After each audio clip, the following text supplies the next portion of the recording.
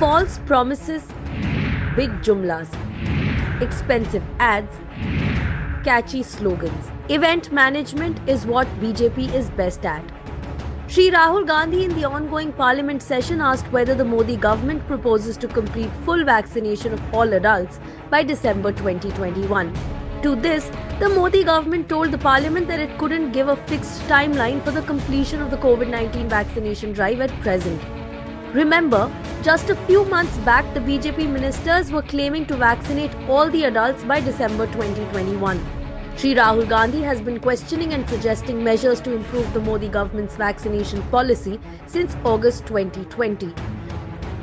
But instead of heeding to his suggestions, all the Modi government is focused on is maligning him and building a false narrative. Today, the result is there for everyone to see. Between July 17 to July 23rd, India on an average has administered only 40 lakh doses a day against a target of almost 90 lakh doses a day. The vaccination rate has also slowed down across the country.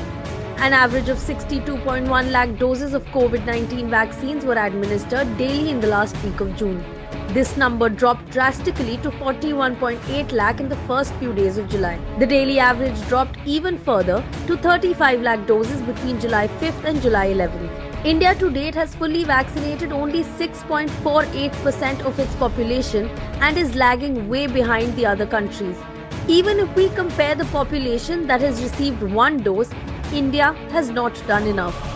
And one of the biggest reasons for the slow pace of vaccination is the government's apathy towards our citizens. Only rupees 9,725 crore have been spent on COVID-19 vaccination drive against a budget of rupees 35,000 crores.